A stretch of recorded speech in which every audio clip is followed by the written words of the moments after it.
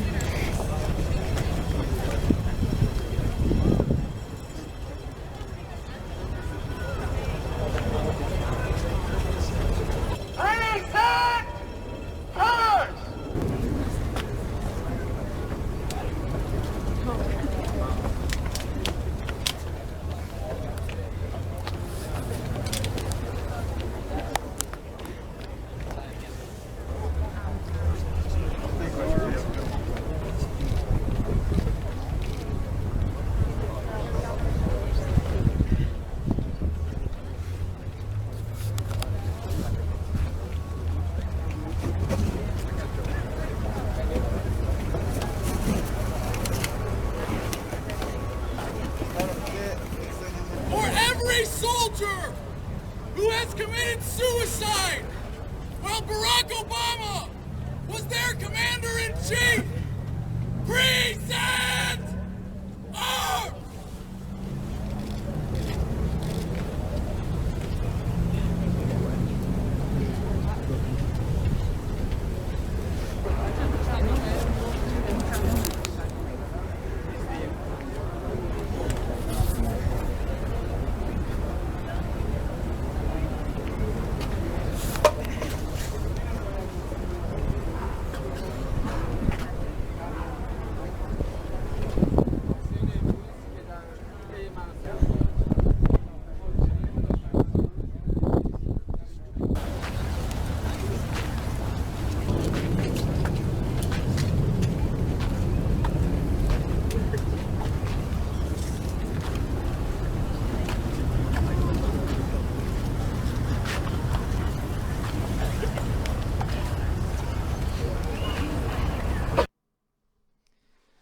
Wow. Let me close this real quick. That's a really powerful video. So, certainly reminiscent of the Civil War. Oh man, once you know the truth and you realize that not only have we lost thousands of soldiers in the Middle East since 9/11, but we lose 21 a day to suicide, and all of these wars were a lie, and the truth is that our government enacted the very terrorism against us to justify all those wars and have done nothing but lies since. That's what they were doing at the end. They were folding a flag for everybody who's committed suicide. It's crazy. But yeah, pretty reminiscent of what happened back then. Perhaps they're using the same playbook. This is what I was thinking about earlier. You know, Black Lives Matter is basically the new abolition, and they're using it to ramp up anger amongst people, specifically minorities, etc., They want people to get riled up. They want people to start causing violence. They want this division because they know by propping up this modern abolition and persecuting the other side at the same time, which is what they've been doing, especially since the Capitol Hill thing, they know they're going to drive the divide between us even and make it even greater. And yeah, that video was pretty powerful. That was like 200 veterans turning their backs to the White House, folding a flag for all the people that committed suicide while Joe Biden was vice president. Very powerful. So, I also mentioned a song in the last episode, a Civil War song, where the lyrics are down with the eagle and up with the cross. So I'm going to play a little bit of it. I got to pause it every few seconds. Our Dixie forever, she's never at a loss. So our Dixie forever, she's never at a loss. Down with the eagle and up with the cross. Down with the eagle and up with the cross. That's a super important line. And of course it has an exoteric meaning, right? The eagle representing the Union, the cross representing the South. But its esoteric meaning, and its meaning in the terms of the zeitgeist of the Civil War, is so much more significant because the eagle not only represents, the Union, it represents, of course, Freemasonry, right? See this one right here? Some of you already know which government mimicked this one very much so. And of course, for the 32nd degree, we have the double-headed eagle. The Russian nobility, the czars, before the socialist revolution. Here they are with the double-headed eagle. The Holy Roman Empire, of course, the double-headed eagle. And you can see on the wings all of these different subsidiary families. And then with a mockery of Jesus in the middle. Of course, the Nazi eagle looks just like the Freemason eagle right here. And there's the American eagle on the front side of the seal. This is the obelisk at the Vatican, and you can see the crowned eagle, and then the lion with the Babylonian 8-pointed star above its head right there. Here's a comic from the Civil War. It says, grand combat between the eagle and the wolf. Of course, they're, saying that the South is the wolf, but here the North is represented, right, as the eagle. And it has so much more meaning than most people understand. So we can listen to that one more time. Down with the eagle and up with the cross and with...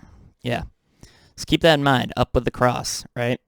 Up with the faith, with Christianity. Before we start looking at pictures, we're going to talk about the Sons of the Confederate Veterans right here. Here's a Wikipedia site. The Sons of Confederate Veterans is an American nonprofit and charitable organization of male blood descendants of Confederate veterans, headquartered at the Elm Springs in Columbia, Tennessee. The SCV was founded July 1st, 1896 at the City Auditorium in Richmond, Virginia. It is known for erecting and maintaining American Civil War memorials and graves, observing Confederate Memorial Day, and encouraging Southern historical study. Wow, can't believe I didn't know what this was until today. Seeing that in 2020 they took down, I think, over 1,000 monuments at this point. Yeah, there's a Wikipedia page for all the monuments they took down during the BLM months of the summer, and they're still doing it today. So I'm surprised this group's opinion wasn't consulted by any news media, not that I know of. Here's their website, Sons of Confederate Veterans, and they have a page about black people during that time. And we're just going to read it because any good research looks at both sides of the argument, obviously. So it says, why haven't we heard more about them? National Park Service historian Ed Baer stated, quote, I don't want to call it a conspiracy to ignore the role of blacks both above and below the Mason-Dixon line, but it was definitely a tendency, which began around 1910, end quote. Historian Irwin L. Jordan Jr. calls it a cover-up, which started back in 1865. He writes, quote, during my research, I came across instances where black men stated they were soldiers, but you can plainly see where soldier is crossed out and body servant inserted, or teamster, or pension applications." End quote. Another black historian, Roland Young, says he is not surprised that blacks fought. He explains that, quote, "Some, if not most, black Southerners would support their country," end quote, and that by doing so they were, quote, "demonstrating it's possible to hate the system of slavery and love one's country," end quote. This is the very same reaction that most African Americans showed during the American Revolution, where they fought for the colonies, even though the British offered them freedom if they fought for them. Wow, keep that in mind. Interesting. So in the North, I grew up in the classic, literally I grew up in a town established in 1653 in Massachusetts. So when it comes to institutional Yankee education, I'm the epitome of it. And all they ever taught, I've been in college for like 10 years studying history, and all I've ever really learned about, except for that one good professor, is that they were slaves and they were whipped. And that's just racism with a little like makeup sprinkled on it. That's exactly what the North is doing, right?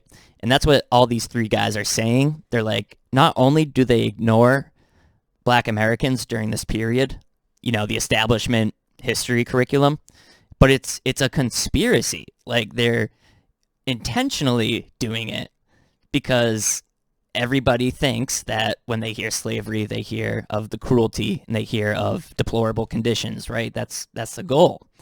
And that's why they don't ever encourage any research or really tell many stories of black people during the Civil War, especially black people in the South during the Civil War. And when you look into it yourself, you start to find out that slavery is way too general of a term to really apply to the zeitgeist of the Civil War in the Confederacy. So we're going to read these facts they got listed, which is pretty cool. So it has been estimated that over 65,000 Southern blacks were in the Confederate ranks. Over 13,000 of these saw the elephant, also known as meeting the enemy in combat. These black Confederates included both slave and free. The Confederate Congress did not approve blacks to be officially enlisted as soldiers, except as musicians, until late in the war. But in the ranks, it was a very different story. Many Confederate officers did not obey the mandates of politicians. They frequently enlisted blacks with the simple criteria, "Will you fight?" Historian Irvin Jordan explains that biracial units were frequently organized by local Confederate and state militia commanders in response to immediate threats in the form of Union raids. Dr. Leonard Hayes, an African-American professor at Southern University, stated, "When you eliminate the black Confederate soldier, you've eliminated the history of the South." Wow, that's quite the line. So here are some facts. 1. The Richmond Howitzers were partially manned by black militiamen. They saw action at First Manassas, or First Battle of Bull Run, where they operated Battery No. 2. In addition, 2 black regiments, 1 free and 1 slave, participated in the battle on behalf of the South. Many colored people were killed in the action, recorded John Parker, a former slave. 2. At least 1 black Confederate was a non-commissioned officer, James Washington. I think what would CO be? Corporal, maybe? Or, I don't know. Colonel?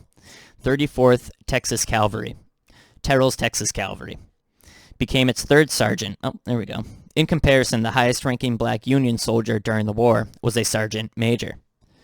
So yeah, they're clearly leaving something out if the highest rank of a black in the South was higher than that of one in the North. They're only making one movie, and it's the movie Glory. They're not going to make a movie telling you about the South. Number 3. Free black musicians, cooks, soldiers, and teamsters earned the same pay as white Confederate privates. This was not the case in the Union Army, where blacks did not receive equal pay. At the Confederate Buffalo Forge in Rockbridge County, Virginia, skilled black workers earned on average 3 times the wages of white Confederate soldiers and more than most Confederate Army officers, $350 to $600 a year. I can imagine lefties hearing this would so hard. Number 4. Dr. Lewis Steiner, Chief Inspector of the United States Sanitary Commission while observing General Stonewall Jackson's occupation of Frederick, Maryland in 1862 wrote, quote, over 3,000 Negroes must be included in this number as Confederate troops. These were clad in all kinds of uniforms, not only in cast-off or captured U.S. uniforms, but in coats with Southern buttons, state buttons, etc. These were shabby, but not shabbier or seedier than those worn by white men in the rebel ranks. Most of the Negroes had arms, rifles, muskets, sabers, bowie knives, dirks, etc., and were manifestly an integral portion of the Southern Confederate Army. Number 5. Oh my gosh, this one would make them so hard. Frederick Douglass reported, quote, there are at the present moment many colored men in the Confederate Army doing duty not only as cooks, servants, and laborers, but real soldiers, having musket on their shoulders and bullets in their pockets, ready to shoot down any loyal troops and do all that soldiers may do to destroy the federal government and build up that of the rebels. Frederick Douglass. Number 6. Black and white militiamen returned heavy fire on Union troops at the Battle of Griswoldsville, near Macon, Georgia. Approximately 600 boys and elderly men were killed in this skirmish.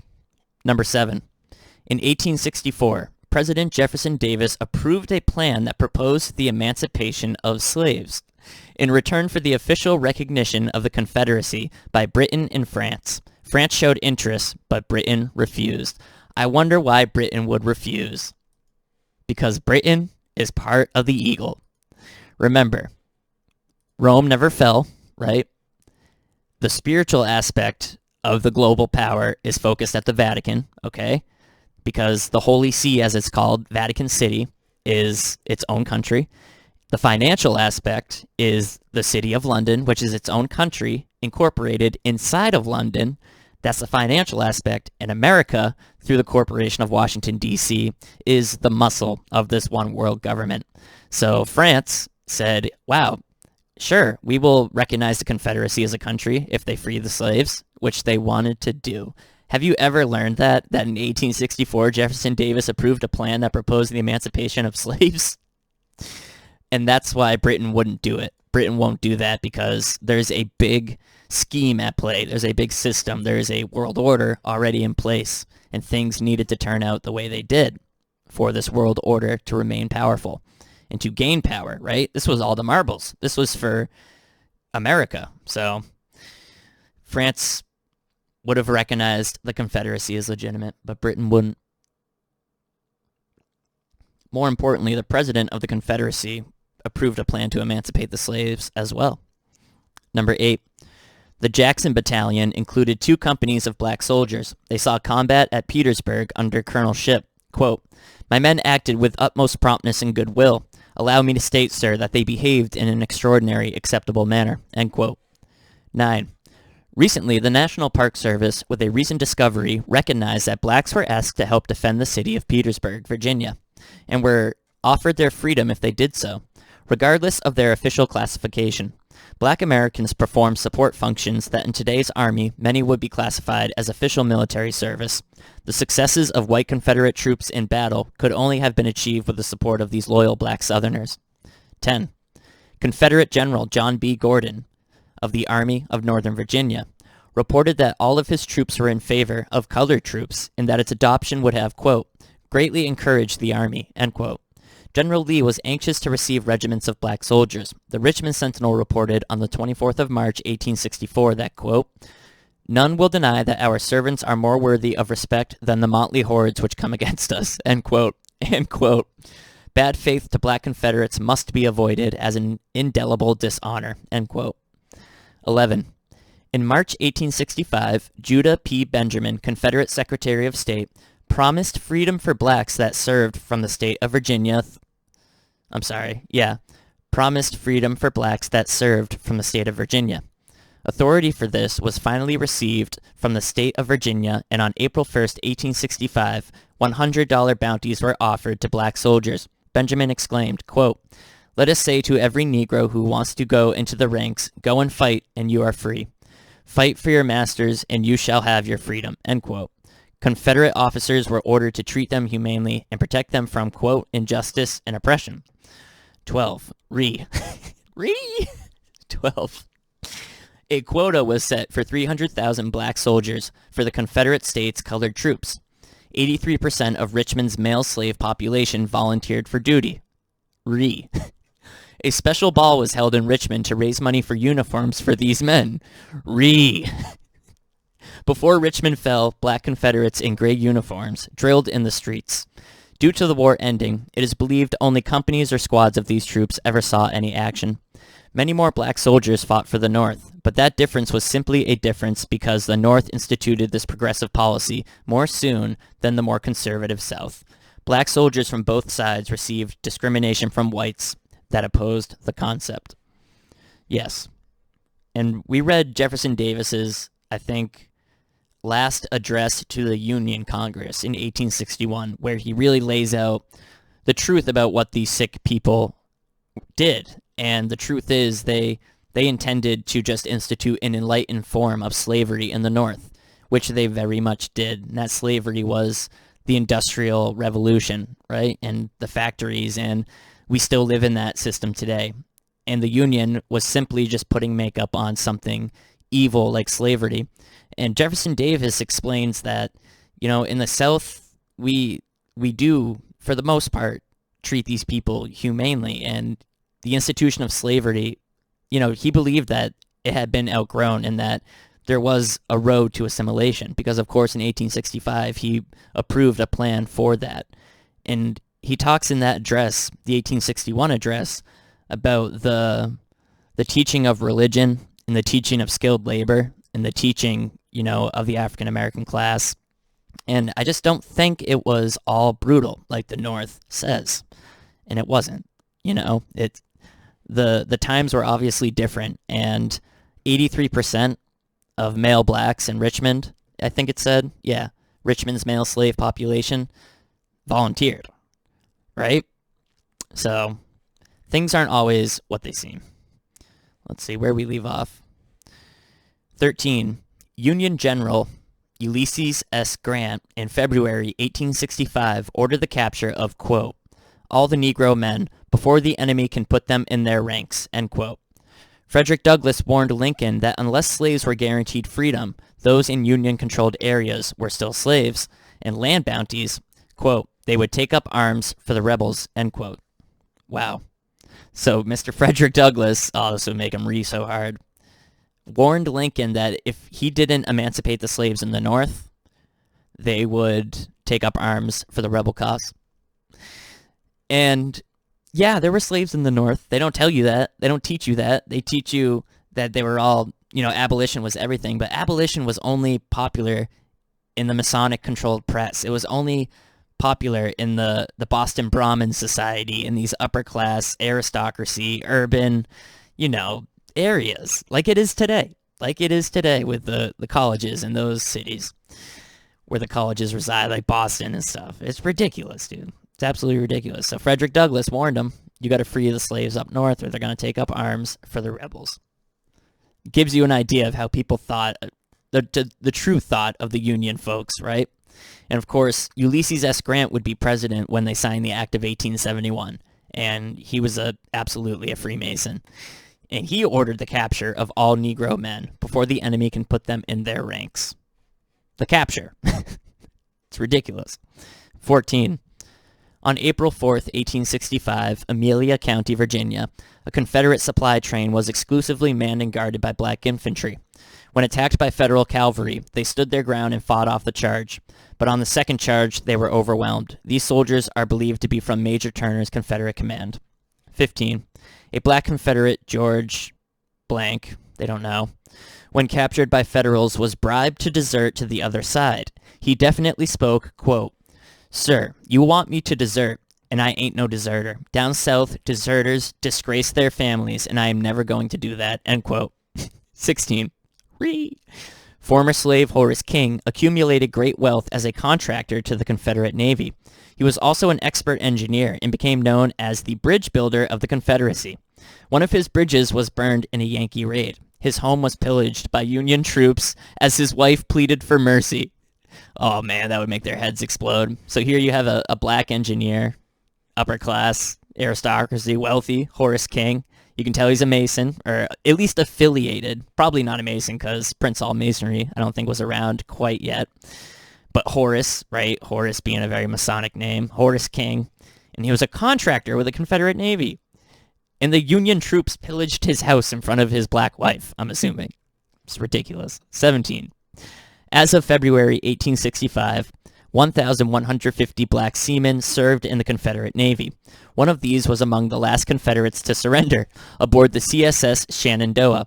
6 months after the war ended, this surrender took place in England. That's hilarious. I can't believe that. 18.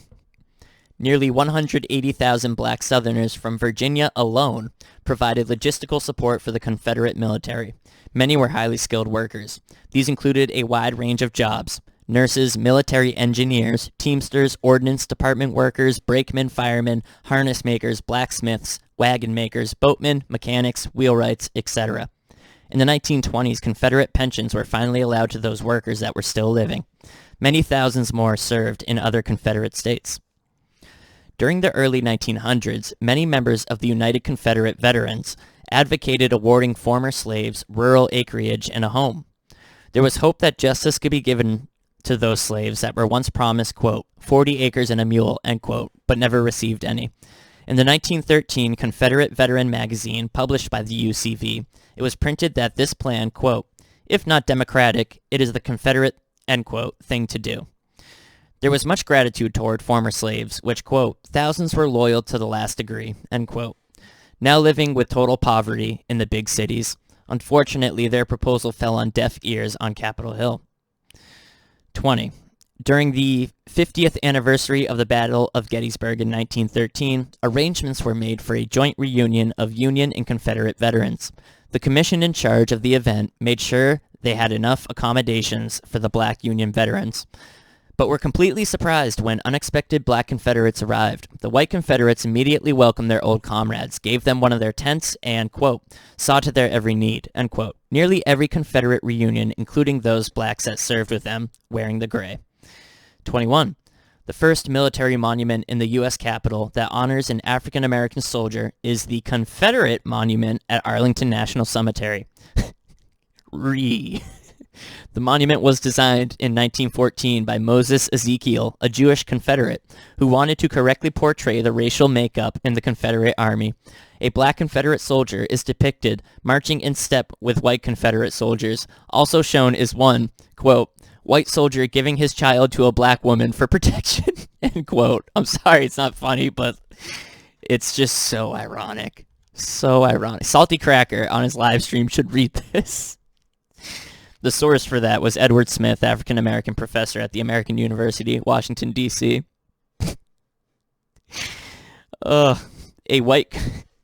Also shown is one white soldier giving his child to a black woman for protection. 22. Black Confederate heritage is beginning to receive the attention it deserves.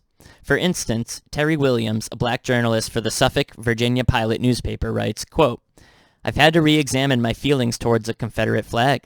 It started when I read a newspaper article about an elderly black man whose ancestor worked with the Confederate forces. The man spoke with pride about his family members' contribution to the cause. He was photographed with the Confederate flag draped over his lap. That's why I know I have no definite stand on just what the flag symbolizes, because it no longer is their history or my history, but our history, end quote. Then there's a little bibliography. Wow. Totally different vibe than what they teach up north, huh? That's crazy. Seems like America would have been a lot better off under the Confederacy, and the slaves would have been freed virtually at the same time. Wow. We would be such a wonderful country, I think. We lost everything. So now, guys, we're going to start looking at pictures. Let's see here. Cell shots. So, we're going to start in Lewiston, Auburn. It's going to be a lot of fun. We're going to be looking at Masonic cemeteries, churches, all sorts of stuff. Masonic symbolism, you know. in my city and the cities around me, the infrastructure is all post-Civil War. So all the brick buildings downtown, most of the churches, these all were erected. All these beautiful downtown streets that you've probably seen in movies and stuff, they were all erected immediately after the Civil War. They didn't even wait. So literally there was an explosion of growth in the Union after the Civil War because war is a racket. And, you know, a little disclaimer, we're not disrespecting the graves of any of these people, right? They left us these symbols for this purpose, right? And we're not here to put down any dead people or to make fun of anybody or to say that, you know, dead Freemasons are still bad people. No, that's not what we're talking about. We're simply here to observe, and we're here to learn, and we're here to put ourselves in the, like I said before, zeitgeist of the time. So we're going to be traveling back to 1860s, 70s, 80s, 90s Union, the North, Southern Maine. This is going to be a lot of fun. So I guess I should prepare myself. I'll be back in a moment, and then we'll get started on this. Okay, so let me show you on Google Earth where we're going to first. We're going to be going to Lewiston, Auburn, which is Southern Maine. A bit inland. I don't even know where it is on the map. I should know where it is on the map because it's pretty darn close to me. Let's use the old search. Okay. Yeah, there it is. Nice. So yeah, we're going to be going to Lewiston, Auburn. And let's start with the basics here. The doorway. If you're in New England, every town hall, every library, every fancy house, every doorway looks like this, and it looks like this for a reason. It's a Masonic portal. That's truly what it is. So here's an example. Jachin and Boaz, the two pillars from the Bible, right? And then the arch at the top representing the dome, or God's firmament. Biblical. And then here's a tarot card with the two pillars. They're labeled, right? And you can go all over the internet. If you just search Freemasonry and tarot, you'll find plenty of stuff. The tarot is a vehicle to a greater end, and as such should not stagnate by hanging on to the original meanings, which are inappropriate to our current thinking. So this is a popular Masonic website from the UK talking about the uses of tarot. And there's even Masonic tarot decks. So it's a popular thing in speculative masonry. So oops. Yeah, I'm on the right page. So yeah, there you go. Basic doorway. Another example, right? I think this is at a college. I can't remember which one, though. And then you have familiar scenes like the open book of masonry. And what the open book represents, you'll see it on churches, cathedrals, you'll see it on colleges, libraries, and it represents that we live in a time where the mystery schools can be openly practiced. That's what it means. You'll see some cathedrals where the book is closed in the saint's hand, or a library where the book is closed. And that represents that it's a dangerous time for Mystery Babylon to be practiced. Wild. Another example. Yeah, this is definitely a college. Can't remember which one.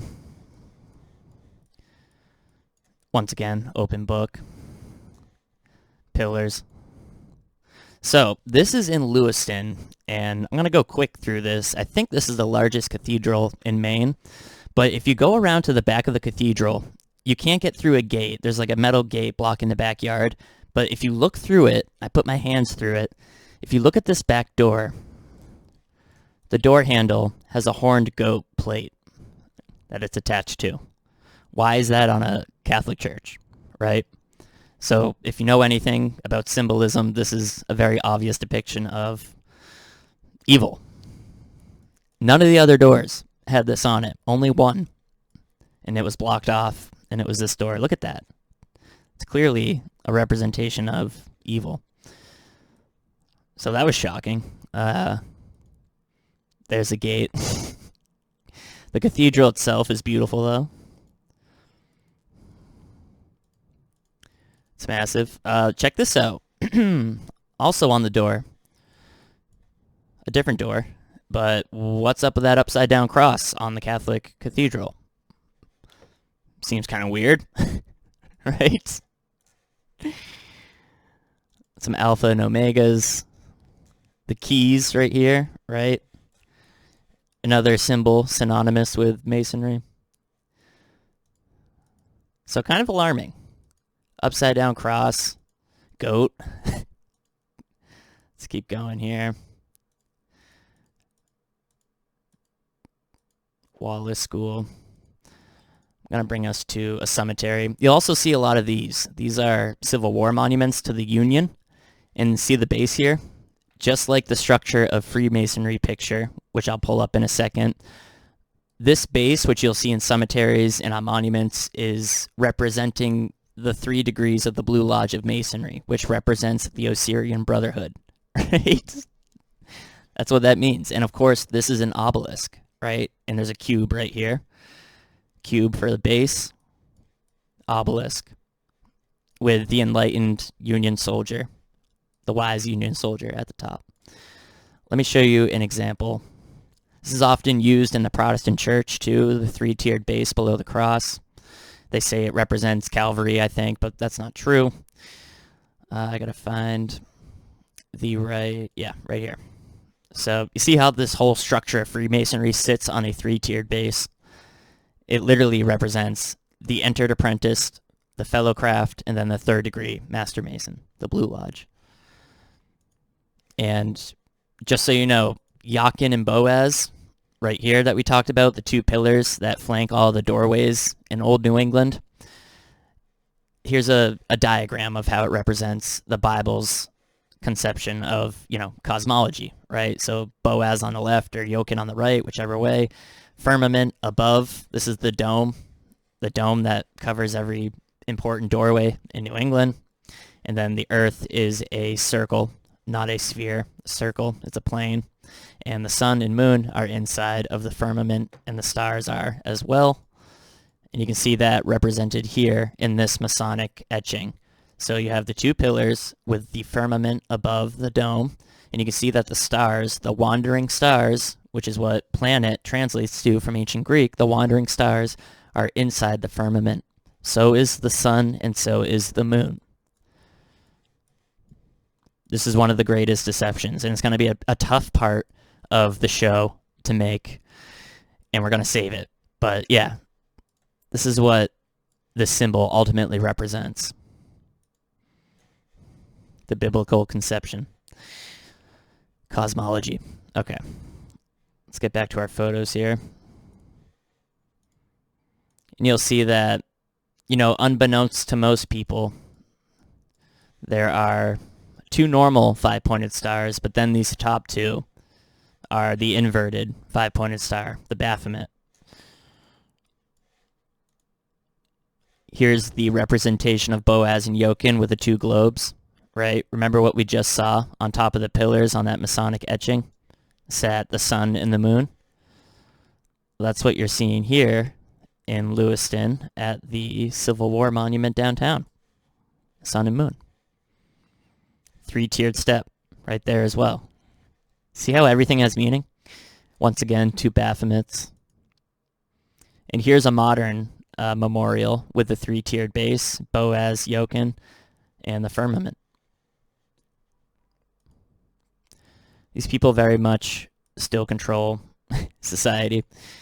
Some sun symbolism on an old building, post-Civil War building.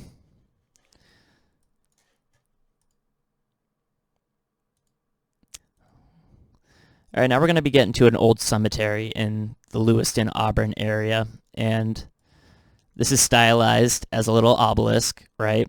And it has its little sketched out pillars right there, and then the finger pointing up, which I won't pull up the source, but that is a Masonic symbol there. And then they're super ornate. You can see the columns here. It's an obelisk, stylized obelisk with the anchor and the lamb. These are all Masonic symbols. And the point of showing you this is that there are huge cemeteries that are only Mason. And then in the same town, there would be a Christian cemetery. And these people didn't bury one another next to each other. That's what I'm trying to get across, is that there were two, at least two, distinct classes of philosophy or spirituality in the Union, for sure. And there were people who were Christians and, people of the faith, and then there were people who were blasphemous and who were heretics and who claimed to be Christians but were not. So in basically every town, the cemeteries are split. And there's the eagle, right? Down with the eagle, up with the cross. Here on the top of this stylized obelisk is the eagle. Here's that from farther back. The cube, of course, and then the 3 tiers, the eagle on top. Here's a classic obelisk. Another one. This is about Civil War time, probably, I'd say, post-Civil War.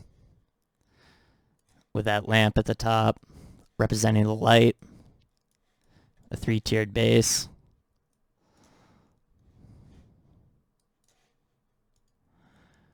Little square and compass with the G. People on YouTube say a lot of different things for the G, and what I've found in my research is that it represents the generative force. It represents the phallus, the male reproductive organ. But knowing Masonry, it probably has many deceptive meanings. I feel like gravity could be one, because gravity is probably the greatest deception they've ever come up with, ever. Generative force. I'm sure there's endless things. Here's 3 obelisks in a row of all different styles. Beautiful little shot here. And check this one out. Here's the handshake with the thumb on the knuckle. You see right there? And we can look at our politicians today doing the same handshake.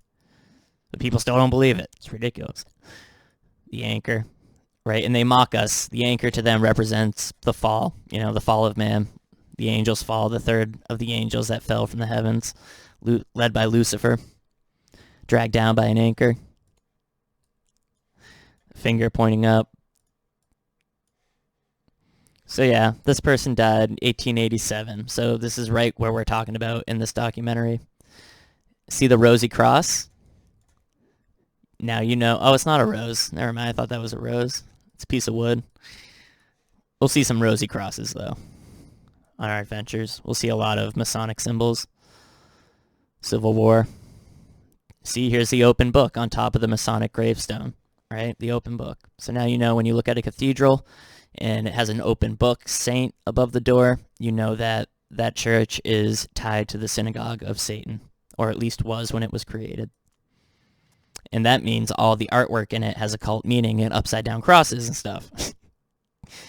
Here's another one. This is on, I think, the Penobscot River. It's in the suburbs. And you can see huge altar, right? This is also a Masonic style grave. Then another one here. You can see the square and compass. And all sorts of other symbols. A tent right here. Another biblical reference, I believe. Large obelisk. Little guy. Just a kid.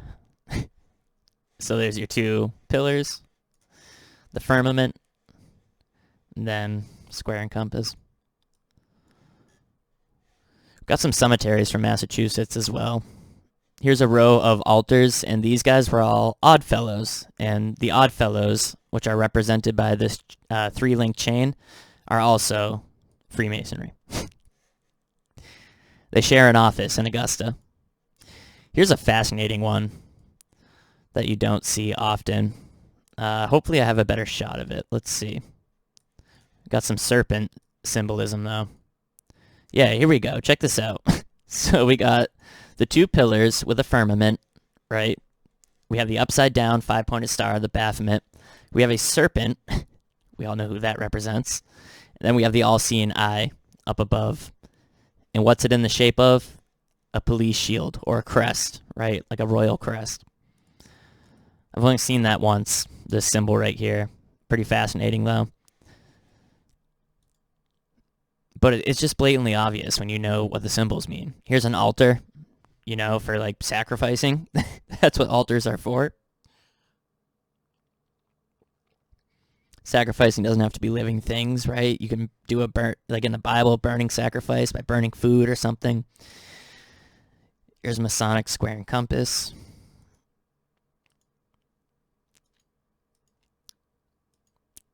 Very interesting one right here. Check this out, guys. This is crazy. Obelisk. And the obelisk itself represents the path of degrees in the Scottish Rite. The very top is the 33rd degree, represented by white light or the sun, you know what I mean? The star. Then as you work your way down, it's the lower degrees, the square and compass. Gilman.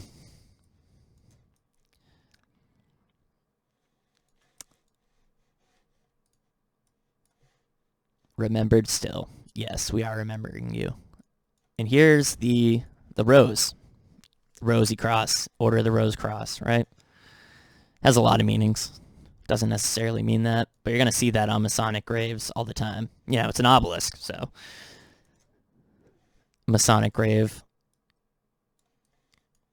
Here's the finger pointing upwards, right? Pointing up to the top. Enlightenment. And then the handshake below.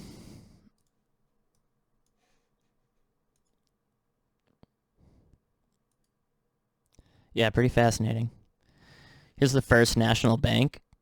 We were talking about banks a lot in this documentary so far. And you can see, of course, the use of columns. It's intentional. The bottom's been redone, so I'm not quite sure what it used to look like. This was just a memorial, a modern memorial. And then as you drive into Lewiston Auburn, take a look at that. Order of the Eastern Star, pine cone, number 26. Second Thursday, whatever that means. Yeah, it's the female Freemason lodge. And their symbol is quite literally a Baphomet. In the Order of the Rosy Cross convocation from 1916, they discussed how the six-pointed star represents 6 different mystery Babylon schools that will come together to control the world one day.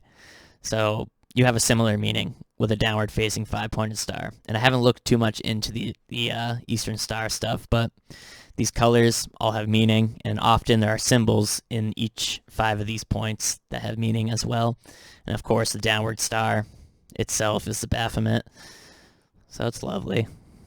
All right, that wraps it up for Lewiston Auburn. Let's see here. What's next?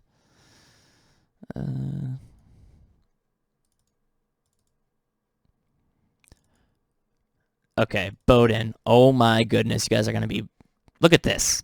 This is at Bowdoin College, which is like a baby Ivy League college. It's super occult. It's ridiculous, dude.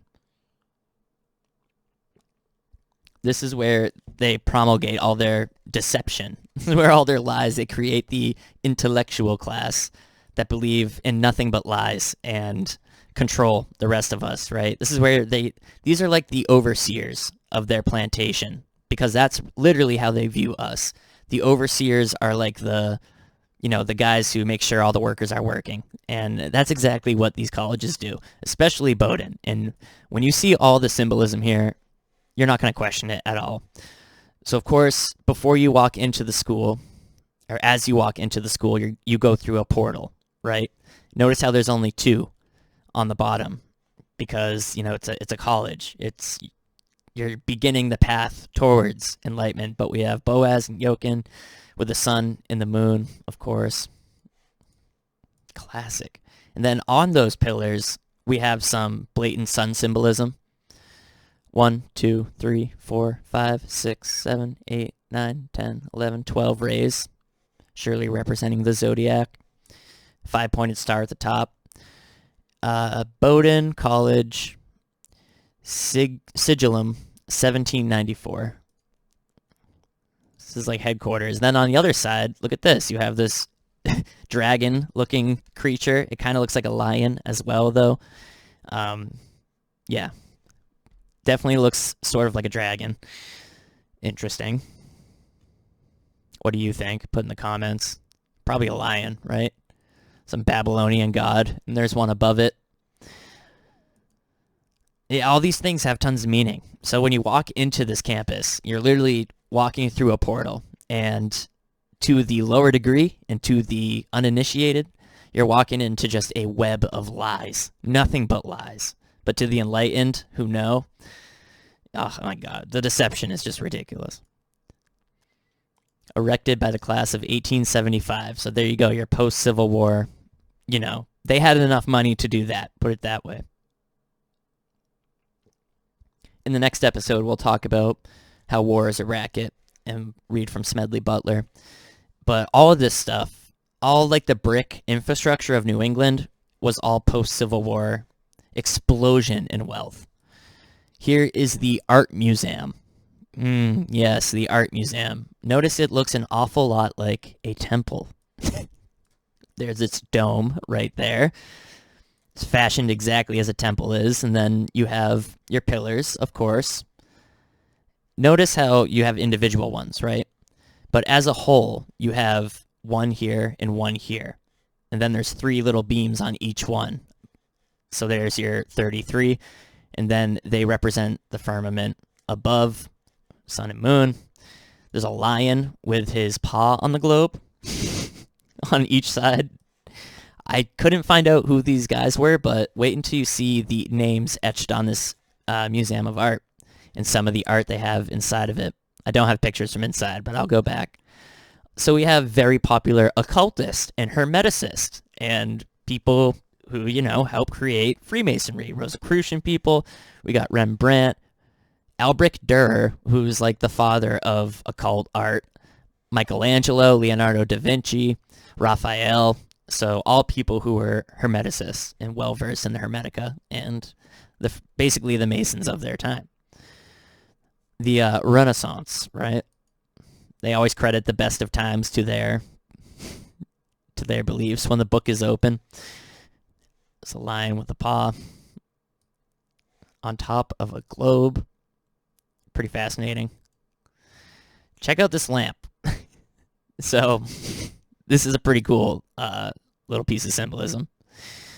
So we have the 7 orbs up here representing the 7 wandering stars. And then on this lamp are renditions of Lucifer. Absolutely. And we'll be able to zoom in. Look at it. You have the ram's heads right here. And then you have this demonic horned figure with a serpent's tongue. Yeah. So, you know, it's not just a lamp. This is, first of all, a piece of art. And then look at it. It's got the lion's feet, I think. It's a piece of art, and it's art representing Lucifer, the light bearer. That's literally what a lamp is, right? It bears light. So here you have Lucifer, the light bearer, with a little bit of solar symbolism, celestial symbolism. Take a look at that. Wow. Right? And this is in the doorway of this art museum. Pretty incredible. Then it's got this face right here, which is kind of terrifying. Not sure what that is. Little face there. Little faces there. Here's the entrance to it that we were just looking at. It's the Walker Art Building. I would love to get inside there. One day I will. Super occulty. But yeah, this is where the intellectual class has lived for all of our country's time, right? And this is where the ideas like abolition festered. This is where they were created and promulgated and sent amongst the people. This is where society was engineered from. Schools like this. Here's some more solar worship. First of all, the sun is the symbol of the school. Not sure what these ducks are, but take a look at this. What do they call these? Sundials. But it's not only a sundial. This thing is crazy. I'm pretty sure its shadows mark all sorts of astrological dates, alignments. It looks like we have some geometric pattern. If you know anything about the Fibonacci sequence, this square down here, and then this square right here, it kind of looks like the process of a spiral. The mathematical process is really hard to explain, like the golden ratio. There's a lot going on with this. This is not just some piece of art, right? This is like a crazy solar monument, pretty much, and it's all encompassed in a pyramid, of course. Very interesting. I would love to talk to someone at the school about that clock and find out everything it knows. Here's a shot of the temple. It's exactly what it is. That's what it was built as, and that's what it is to this day. A temple. Then here's the solar symbol of the school. And then check out this doorway. Boaz Yokin, firmament, right? Sun rays. That's the meaning of this type of architecture. It's all Masonic. Little solar cross action with some sacred geometry. It's pretty wild. A lot going on there. But yeah, there's always a chapel on the campus of these old colleges, you know? But it's not the type of chapel people think it is. Bowdoin College, there's that sun with the face. Symbol right out of the tarot deck. Then here's a more modern piece, and it's a... Wow. See, I didn't know about the flat Earth before taking this picture. Now that I look at this, it's a polar bear on top of an ice cap on top of the globe. And it's quite symbolic of their dominance over the minds of people. Wow, that's wild. So the class of 1898 put this up, and you can see here the solar symbolism. Notice the sun rays go from straight to wavy, straight to wavy. Where have you seen that before? You've seen it in the tarot deck. And where else have we seen it? Some of you already know. The mother effin' Jesuits. I'm surprised the symbol didn't come up with that search. Come on. Don't make me... There it is. See? Look at that. The Jesuit order. And who controls most of these schools? The Jesuits. So as you can see, class of 1898. I'll show you again. Behind the little light is straight and wavy sun rays representing the Jesuit order. And it's also represented in the tarot deck as well. Unbelievable. On the side is more solar symbolism. And then you have this poster at the college. This was at the food court for the theater group, and this is so obviously a little as above, so below, sitting just like the Baphomet, George Washington statue, and also with that little bit of Eastern symbolism with the, gods behind one another. Super blatant if you have eyes to see. Ridiculous. And of course, hold on, we ain't done. You got black and white, female, male, right? Unbelievable. As above, so below. And then this looks like Shiva the Destroyer, I believe. I'm not sure with my god names. The one that's at CERN. The statue that's at CERN. This is pretty cool. There's the two pillars, right, of masonry, and the arch representing the firmament. There's a lot going on here. So, there's a pine cone at the top, and wait till I show you some of the pine cone pictures I have. They're ridiculous. The Masons love that symbol, and we're all pretty sure it means the pineal gland, but nobody, I don't know. We can't prove any of this. They're so mysterious. We have the sun symbol, the pine cone. The white pine is also the tree of Maine, so that could be what's going on here, but these sort of look like there's something else. Pine cone. And then look at down here. You have like a opening flower with a serpent's tongue sort of coming out. Very subtle. Interesting. In memory of Franklin Robinson of the class of 1873, for 36 years, teacher of Bowdoin, and in memory of his wife. And boom, the staff of Hermes. Look at that. The winged serpent. This is a symbol, ultimately, of Lucifer. Yes, it's the staff, the caduceus, or whatever it's called, of Hermes. the rod of Thoth, the staff of Mercury. But ultimately, what this represents is that same alchemical dualism, as above, so below, and it represents good and evil, and ultimately the serpent, right? The dragon, Lucifer. That's where the wings come in. Unbelievable, right? Nobody knows. They just walk by it and like, ooh, that's cool. So this is where the ideas of, like I said, abolition and, destroying the Confederacy and creating a giant federal government, this is where all those things came to happen. Here's a very obvious Masonic pose, Joshua Chamberlain, 1828 to 1914. I think I have the structure of Freemasonry. You can see he's making the stance of the Royal Archmason, I think. If you take a look real closely at that. And then we come back to Mr. Chamberlain here. Interesting. He's on the Masonic base as well, right? And then with the eagle.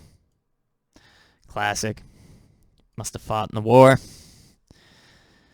And then here's another one.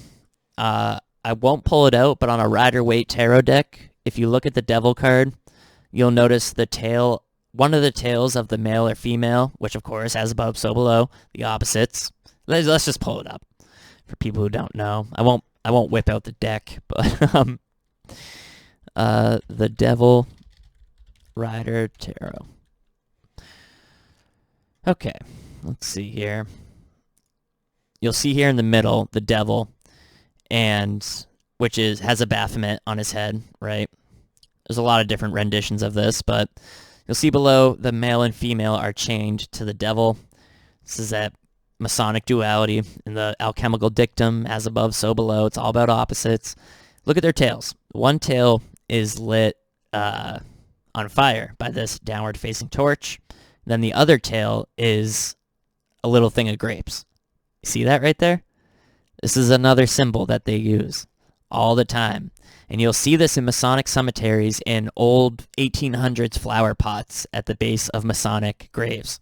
And the flower pot, where the life sprouts, will have this little grape symbol all over it. And, those flowers represent birth, represent the female, right? And the obelisk, which is a grave, represents the male, the phallus, you see? Wild. So all over this little fence at Bowdoin College, you can see the symbol right there, the grapes on each side. It all has meaning. Here's the beginning again, with those lions' faces. Look at those pillars. Look at those giant pillars. They found a lot of granite in New Hampshire and Vermont and Maine and stuff. And wait until you see some of the monuments we've come across in these cemeteries. Your mind's going to be blown. These people acquired so much wealth and power that they would use a foot of granite for each degree. Wait until you see it. It's wild. So, that was Bowdoin College. There's a fort called Fort Popham. I'll just show you a quick little slideshow. This is an example of a New England, Civil War era fort. Some of them date back earlier. But there's a beautiful staircase in here. And these guard the coast, right? Makes sense. There's a lot of these in Maine. Look at this staircase made out of these granite slabs. And see how they're all perfectly shaped? It's pretty incredible. Not going to lie. Look at that. Precision masonry. Pretty cool fort. I think this one was revolutionary in the beginning and then built up in the Civil War. Anyway, so here's a wonderful slideshow. You guys are going to love this. Hold on. So let me show you on Google Earth. This area of the coast was settled very, very early. I think they first arrived in 1620, but then got messed up by the Indians. They first arrived here, Casco Bay, southern Maine, and then they came back and went up here, I believe, to not the bay, somewhere a little more safe. And we're going to be going to I'm going to be showing you pictures from one of these crazy finger peninsulas right here. I can't even tell you. I think we're going to be somewhere near Georgetown, but I honestly have no clue. And what I'm about to show you is probably the coolest thing I've ever come across. You guys are going to love this. Hold on. Let me find the folder. So on the way there, here's a little family plot for a Masonic cemetery, and you can see the 3 base with the obelisk and the lamp representing the light. And this is what I meant. You see down here? The planter from which life sprouts eternally, right? Look, it's still there today. It's been 300 years, and life is still sprouting. The planter has the grapes that are on the tail of the female devil tarot card right there. You see that? It all has meaning. This was an old one. Teeny little plot. There's the grapes again. Boom. Here's the open book. My dude Francis. Little obelisk behind him. Yeah, tiny. Very cool though. The finger. Okay, so what you're looking at, I was driving and I found this tiny little white, what's it called? Church on the coast. And I mean tiny. Here's a picture of it. And it's off a dirt road, literally completely random. I think I've been back once, but I don't think I could find it without spending hours driving. Some pictures of the church. This tree right here that you're looking at was planted the year the Constitution was enacted. How cool is that? And it's still alive, and it's doing great. It's incredible, right? And then next to it is a memorial, one for a veteran, and then, of course, a giant phallus of Osiris, representing, of course, Freemasonry, okay? So in this one picture, let me line them up. Here's a little example. Look at that old fence. So we have this church here that's displaying a sun symbol, a symbol representing the penis of Osiris, ultimately, in its front yard, of course, in honor of somebody. No disrespect, but it's just such a juxtaposition.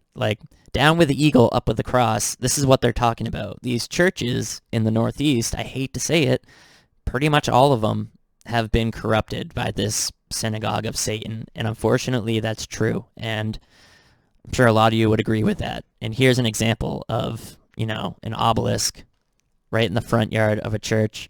But the tree, dude, the tree is cool. I think I took pictures of the plaque. So here you go.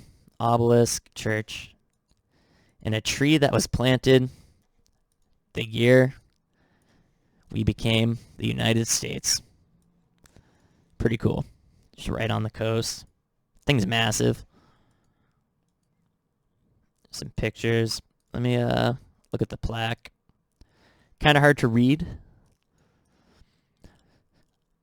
This English linden tree, it's an English linden, was planted about 1774. I'm sorry, so it was even earlier. 1774 by James McCobb when he built his mansion house nearby.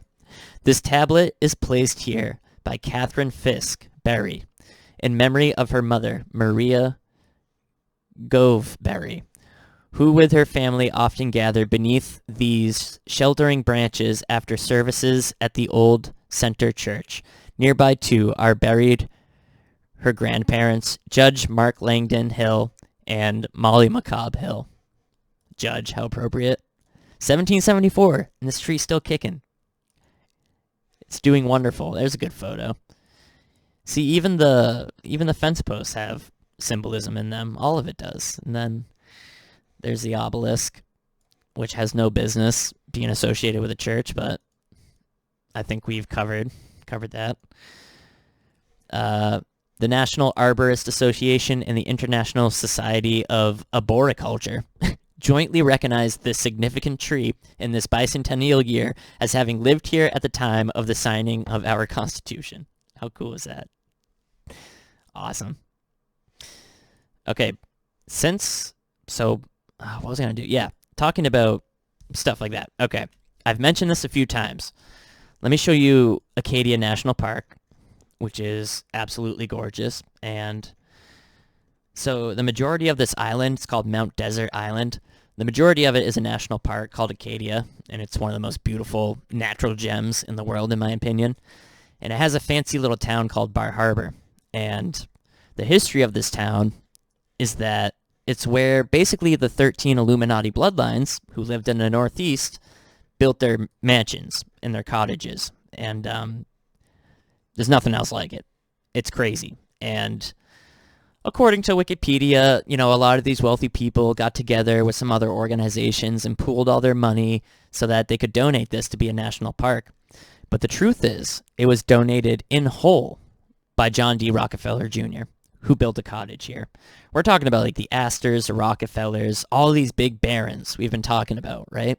They not only built beautiful mansions all over this island, but they blocked off the entire island from anybody else building.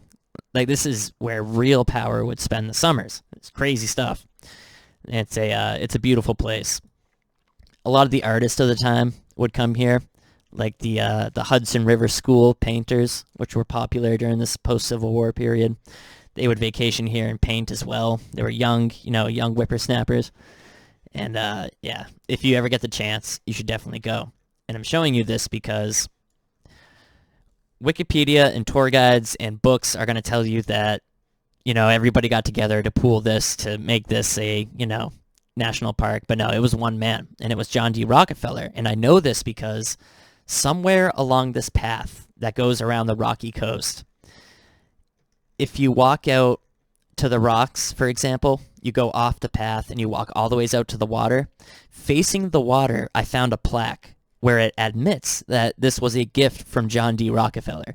You can't see the plaque from the trail. You have to walk probably 50 feet over these slippery rocks to even get to it, and then it's on a rock facing the water. It's impossible to see unless you go and look at it. And I've been looking on it on the internet forever. I couldn't tell if I was making it up in my head or not. That's the truth. I was like, did I make that up? Did that really happen? It was real, and I found it. Found it on a little local Mainer website called mdihistory.org, Mount Desert Island, Markers, Monuments, and Memorials of Mount Desert Island. And then there's like this list right here. So this is stuff by Bar Harbor, which is where those really nice cottages are. And here's different people who, had homes and built little monuments, all sorts of random stuff, even little markers. And then I found it. Where is it? Rockefeller. Hold on. I want to show you the picture of the screenshot. Rockefeller John D. Jr., Otter Cliffs. It's at the Otter Cliffs if you ever go there. There is a sign that will say you're at Otter Cliffs, and make sure you wear good shoes. Rockefeller John D. Jr., Otter Cliffs, ledge with plaque, close-up of plaque. And I was like, no way, that's got to be it. And it was. So here is what it says. Got to get to the next one. It's very hard to read. This one's a little easier to read. So it was replaced. This is the original one, and they replaced it recently. John D. Rockefeller Jr., these groves of spruce and fir, these granite ledges, this magnificent window on the sea were given to the United States by John D. Rockefeller Jr., period. That's it. These groves of spruce and fir, these granite ledges, this magnificent window on the sea were given to the United States by John D. Rockefeller Jr. He was among the first to sense the need to preserve America's natural beauty and to set high standards of environmental quality. This quiet, dedicated conservationist gave generously of his time, wisdom, and resources to help establish this park and others for the physical, cultural, and spiritual benefit of the American people. That's power. That's crazy power. And it's secret power. Unbelievable, right? Literally, you gotta really hike out to the edge of the water to even randomly find that. It was completely random that I found it. Wild. And yeah, this whole island was basically the summer playground of all of the people who benefited off of the probably millions of people that died in the Civil War. This is where all that wealth, all those invisible corporations that, Adams was talking about, this is where all their concentrated power basically spent their summers. They made all their fortunes, not only off the back of all, they say like 600,000 soldiers died, but a lot of civilians died too. So probably upwards of like 1 million people, I'd guess. Not only did they make their money off that, but they made their money off of the enlightened new version of slavery that was taking place in northern cities. It's pretty messed up. Okay. Next place we're going to go is... This is the East Cemetery in Portland. Let's see here. So this is in the city of Portland, and this is an amazing cemetery because it has veterans from as far back as the Indian conflicts. So, the first generations that came here, the ones who actually colonized it. There's some markers in here for them. Here's a big grave for a Union sergeant, I think. Alonzo Stinson. Pretty cool. This guy was on the USS Constellation during the Revolutionary War. No, I'm sorry, during the Mexican-American War. 1848, that war was, I think. This guy, James Bowes, Continental Line Revolutionary War. This guy was on the Continental Line Revolutionary War as well. Awesome. Same with this guy. Here you have a very faded old Masonic one with the open book. Right? Mass Militia, War of 1812. Awesome. You know what the worst part about Portland is? It's so liberal. They don't even put any flags here, ever. Not even on Memorial Day. It's ridiculous. Super old. Take a look at that obelisk right there. Oh, that's another thing. In that little Knights of Malta, or Order of Malta Catholic prayer book that they hand out in American prisons, it shows somebody praying, and they're praying about a loved one that's passed, and it shows a little graveyard, and there's a bunch of obelisks in the graveyard. It's ridiculous. I'm not going to show you because it's in the other room. Here's some very old style obelisks. This is a very old Masonic one. Died 1809. You can see this base has 1, 2, 3, 4, 5. That's interesting. But there's our 2 pillars, our firmament. Pretty cool obelisk. Check this out. I've only seen these in Portland. I think this was a specific little art style of some of these enlightened Portland folks. So you got your Masonic shape to it, and then some sun symbolism. 1, 2, 3, 4, 5, 6, 7, 8, 9. Interesting. 9 has a significant meaning in ancient Egyptian religion. Represents the pantheon of the first 9 netters, they're called. They're not really gods, they're more like principles. Dating back to the Old Kingdom. Look at this. Pretty wild, like flower of life going on a very old grave. There it is again. Willow tree is a popular Masonic symbol from colonial times. And the lamp, of course. You'll see those a lot. Another wild sun with the straight and wavy rays, just like the Jesuit order, just like Bowdoin College, just like the tarot deck. Pretty cool. Some more geometric anomalies. A lot of original stuff in Portland. They were very artistic in the late 1600s, early 1700s. If you've ever played the video game Fallout 4, it takes place in Massachusetts, and there's an old cemetery, and they actually nailed it. They did a very realistic job with the video game gravestones. They all have these skulls on them.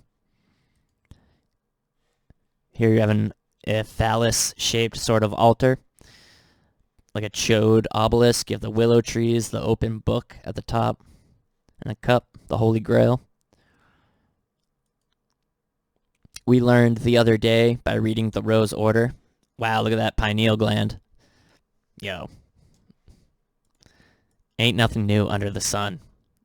What the heck could that be? Doesn't look like a pine cone. Looks like some Masonic representation of the pineal gland, and then the sunflower above it with all the different geometric shapes going on. Okay. Interesting. I forgot what I was talking about. Yeah, this one looks just like Fallout 4, if you've ever played that game.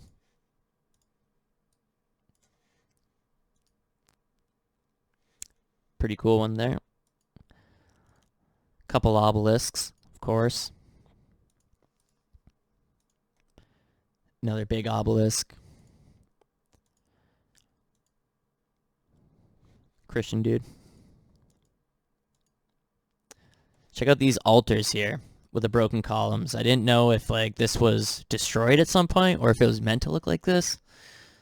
But the broken column's a popular symbol in these Masonic graveyards. This dude must have been not only a rear admiral, but a straight up wizard. Look at his grave. It's massive, first of all. It's got the eagle, right? Of course it does. 70, a bunch of stars. Entered the Navy April 1st, commissioned rear admiral, 1871. So a Civil War veteran with just a beautiful grave. Wild. He was in the Mexican War, New Orleans, Vicksburg, Port Hudson, Mobile Bay, Fort Fisher. Wow. Mexican War. If you want to look him up, his name is Rear Admiral James Alden, born in Portland, March 31st, 1810, died in San Francisco, 1877, with a very Masonic grave. A lot of pyramid stuff going on. It's such a shame having this graveyard in the city because Portland has become the most cuckiest liberal city in the world, and there's like not a man left. It's a Catholic with a Masonic-shaped grave, Jesuit possibly. Like so many men sacrificed and gave up everything from this city, all the ways from colonial time, Indian wars, through the modern day, and there's just not many men left, it seems.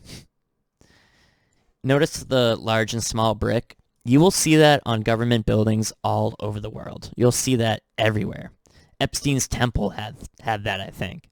The classic Masonic detail. Look at this OG square and compass. Wow. Interesting. I heard the channel RSE or Rise or something like that. He's a Christian channel and he does sort of the same stuff we do. And he was saying that sometimes the square is shorter on one side. This one's not shorter, but it has this little cutout. He says that, his opinion, he doesn't know for sure, but this could refer to Lucifer and Adonai. And Adonai is the Greek name or the Hebrew name for God. It's one of the, earlier names before English for God. So your compass representing Adonai, God and his creation, then the square representing Lucifer. And I wonder why it's got this cutout. I wonder if that's why it has that cutout. It's quite odd. It's an old one. Oh, and on top of it is the 8-pointed Babylonian star. Right? It's the exact same carving is found on the walls of old Babylonian, Canaanite, ancient Phoenician artifacts. There's a 3-tiered base and the winged head. Wow. Pretty wild on top of an altar. So as you can see, when they teach us about this stuff in school, they don't teach us anything about it. They just make us think everybody was a Christian. Right? Am I missing something? Yes, we were missing something. People were very original. Obelisk, broken one, a weird person sketched on there, carved in crudely. Looks like a revolutionary guy. Sick Transert. I can't read that. Very cool though. 1761. I see that date. Interesting crest. Broken obelisk. Check this out. The winged skull with the cross skull and bones up top. Interesting. Remember, it's the Masonic shape too, right? So it's got those two. It's a firmament with the 2 pillars. Here's another interesting one. It's kind of scary. Some more geometry. Obelisks. I want to show you this Civil War monument. Yeah, so this is a Civil War monument to the Union, remember. 1775 to 1783, to the memory of our historic dead who bore arms in the War of Independence and who were ever the brave defenders of our country, who made her foundations so enduring. I feel like it might be a Civil War monument too. Hold on. Maybe not. Maybe it's just Revolution. But it's an obelisk, right? This is a monument to the men who fought in the Revolutionary War. So these ideas of Masonry and these ideas of clearly ancient Egypt, they must have been popular enough where the whole army would have felt, appreciated by this being erected, right? Otherwise, it would be like, we don't know what that is. What is that? But no, they know. They know. Wow. Pretty fascinating.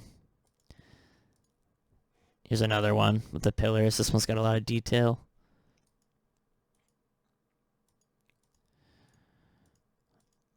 Beautiful cemetery. That was an 8-pointed star. We've got some potential Jesuits here. So here are some... This is a weird one. It's got the 3-tiered base, but then it has like the... What is the IS? I don't know. I don't know what that is. This one looks very Jesuit-y. IHS, and you see the sunburst right here. This literally looks exactly like the Jesuit seal, which we were just looking at. See if I can back this up. Wow, look at that. There it is. That's the seal of the Jesuits. So, very potentially. Look at the heart. That's weird. Yeah, that's it for the East Cemetery in Portland. Let's see what's next. Falmouth. Falmouth was a good one. It's not too old, but let me see if I can pick out. There's an example of the eagle, right? Down with the eagle, up with the cross. This is an example of the 32nd degree. Here's the pyramid at the top, or the capstone of the obelisk, right? And the double-headed eagle. I can't see what it says under there. Spec something. Let's see, here's the Oddfellows chain, right? I can't remember the verse about tent. God casting a tent over his people in the Bible. But, they take it. They manipulate it. What else we got here? Interesting. Okay, we'll move on to some more jaw-dropping stuff. There's a lot more gems coming up. That Falmouth Cemetery was not too old, so it felt weird. Felt weird going through it, but it was full of pretty modern 20th century Masons. Absolutely. Georgetown. This was an old one. We talked about that, though. Okay, Hollowell, Augusta. This one is pretty crazy, you guys. You're going to see some wild stuff here. Guys, I'm here with... So, no, we don't want to do the videos. We're going to do the images. Hold on. Okay. So this is a massive obelisk for Civil War veterans. I probably have some close-ups of it. Yeah. Our country's martyrs. So rest in peace to those guys. In memory of the soldiers from Hollowell, right? 1868. So you'd think after such a great war, they would not have the money to be erecting 30-foot tall statues, but they certainly did. And 1868 is when a lot of the buildings in my city were built. So immediately after the war, it appears, they were doing good. Pretty interesting symbolism going on here. So we have 7 points, just like the Statue of Liberty, which is a representation of Mithra, or Sol Invictus, ancient Roman sun god. And we have these 7 points coming off of this shield with the crossed cannons below. And it looks a lot like a skull and bones. Massive. This graveyard was incredible. There's a lot of stuff in here. This was definitely a popular spot back then. These are huge. A lot of these are big. Just the average ones. You can see even the fence have the same lamp as the gravestones do. Column right here. And look at his name is Horus. Of course. Horus, just like Horus, the sun god, right? from ancient Egypt. Pretty cool. Some older ones.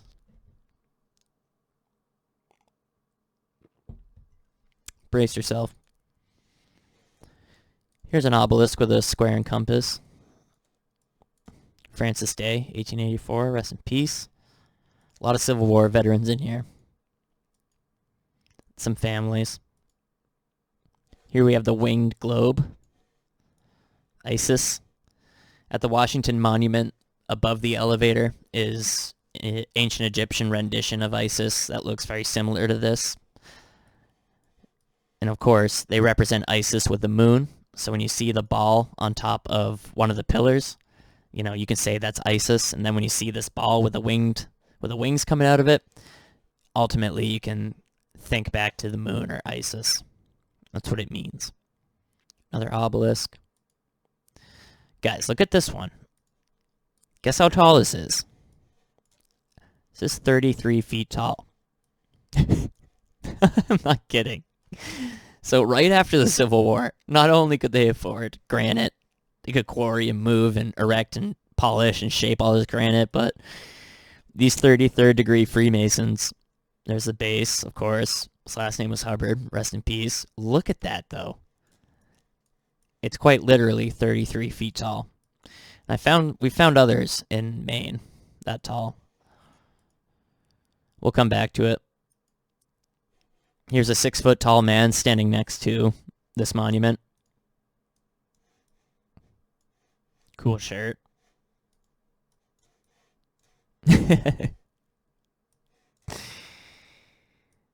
Yeah. That is a massive gravestone. That's not even the most shocking part of this. Yes, the 33-foot tall obelisk made of granite is not the most shocking part of this. Look at that. That's crazy. Never gets old looking at it. Here's it from the base. Like, Hollowell is a small town. It must have been much more populated. It's close to Augusta, the capital. So maybe, you know, there was just more, like, spread out back then. But, man, you look at this thing. It's incredible. 33-foot tall obelisk. Like, this is what you would see.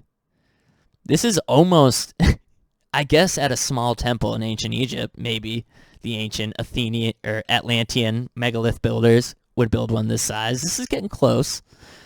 That must have been heavy. How did they do that? It blows my mind. Oliver Barrett, born in Chelmsford, Mass., October 14th, 1764. Died in Hollowell, December 12th, 1843. His wife, his daughter, his son, his other son. Wow. There were more. So I'm skipping the video. Here's a photo. In the center of this Hollowell graveyard, Masonic graveyard, is a very eerie lamp. I mean, not lamp, fountain. So, it has goat's heads on it, right? And it also has the torch. And remember the devil tarot card, he's holding a torch, right? Sometimes the torch is on top of his head. This one looks exactly like the torch, usually on top of the Baphomet's head. This is what the Freemasons are into. Here's the goat with the horns, right? Ride the goat. That's a Freemasonic expression.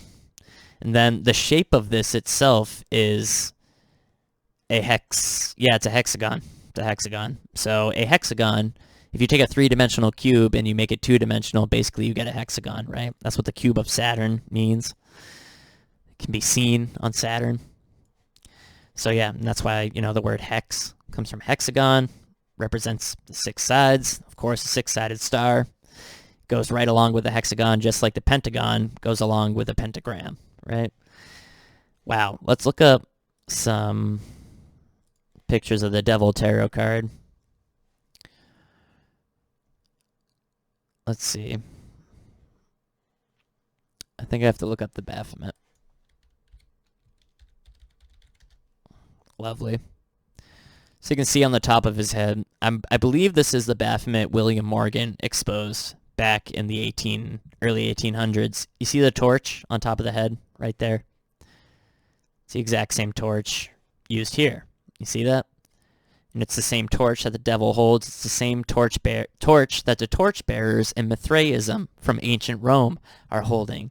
Like, all these symbols go back to the classical period, ancient Rome, ancient Greece, and they go back to, before that, the Egyptian period, and then even before that, what the Freemasons say and believe is that these symbols and these ideas come from Atlantis. Pretty wild. Then, of course, the horned goat. That's exactly what we're looking at here.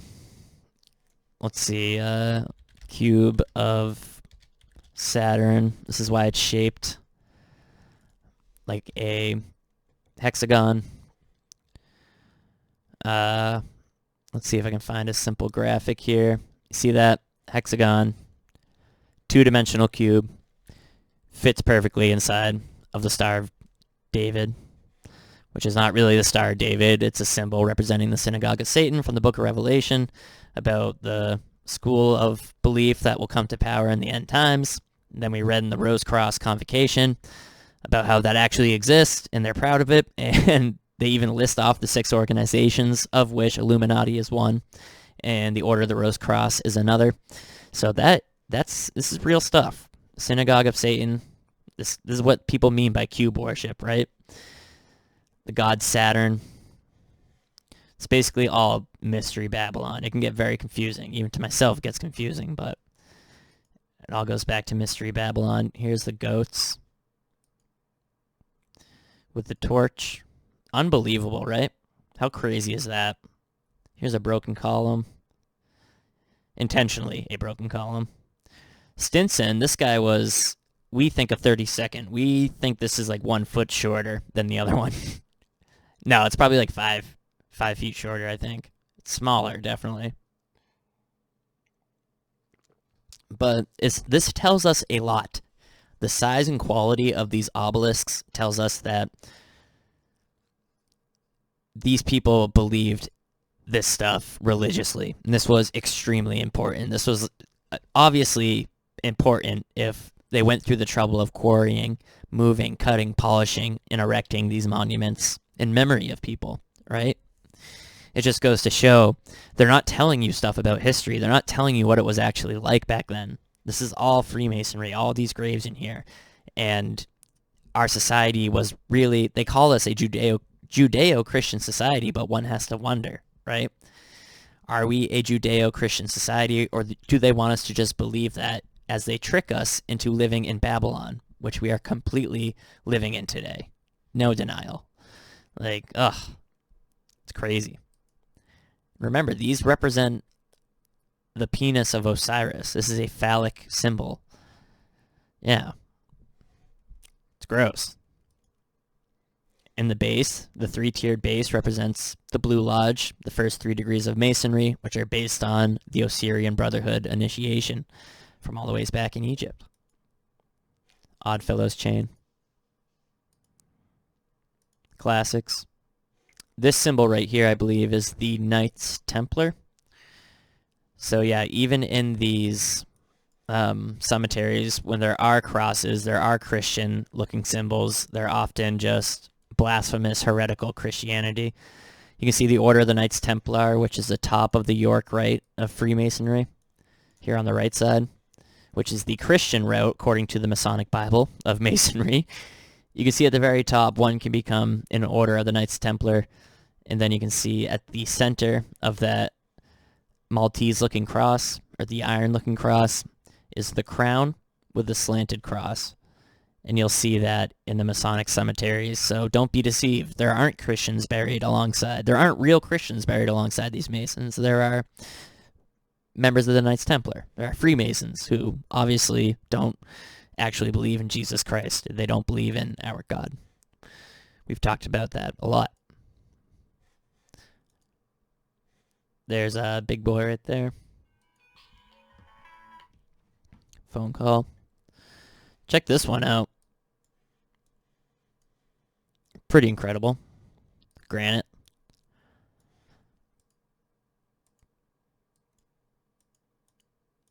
The cube. It's a baby obelisk, though. Don't be deceived. Another thing they'll do, and they talk about this openly, is that their monuments will often be partially unfinished and partially finished, of course representing that duality, the unfinished work, the great work as well. There's the satanic water fountain again. How crazy is that? Makes you wonder, like, do they come out here at night every once in a great while? Big obelisks everywhere. This was a pretty fascinating cemetery. It's in Hollowell. Yeah. There's a church in Hollowell right there.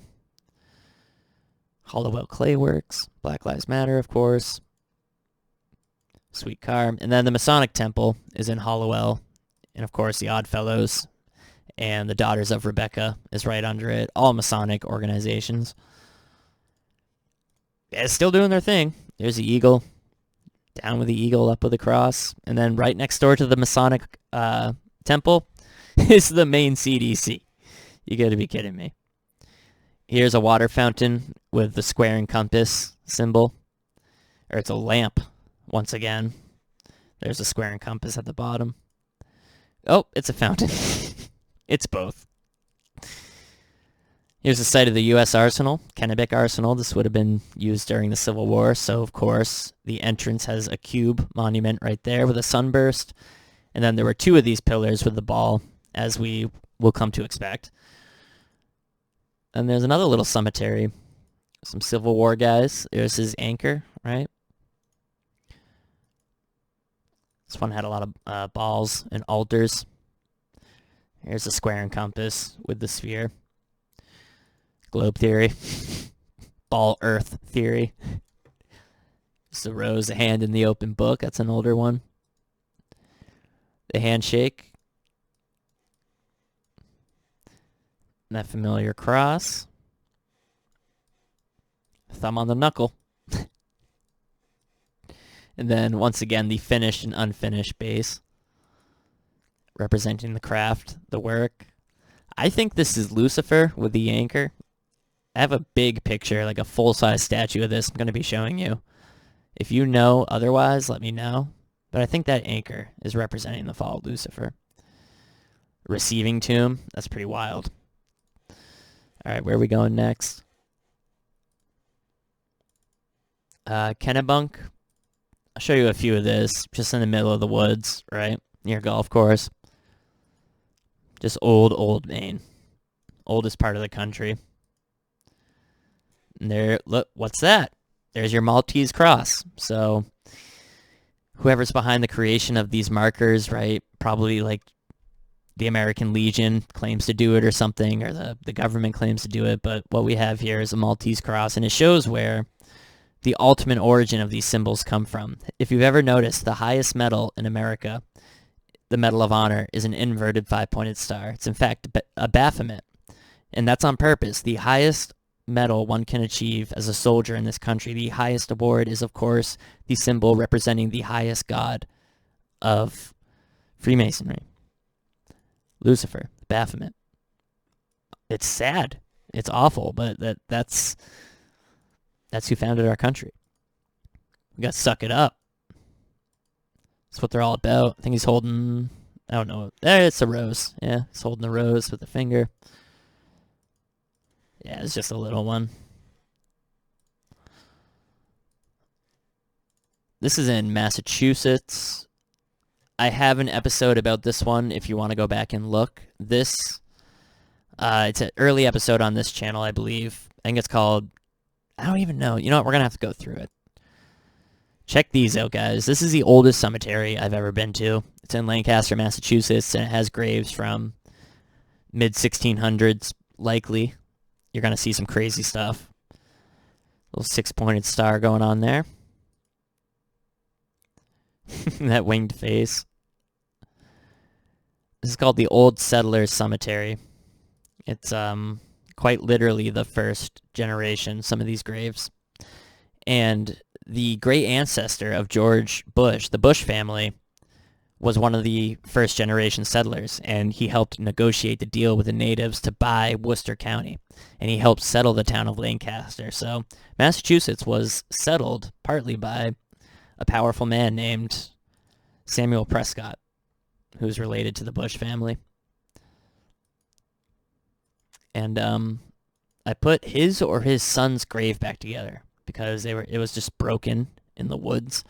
This is like way in the woods. Check that out. Just a crudely carved name. The Reverend Timothy Harrington. You can see there's a Masonic hourglass, pillars, firmament. Look at these. How crazy is that? Guys, these are old. These are definitely first and second generation.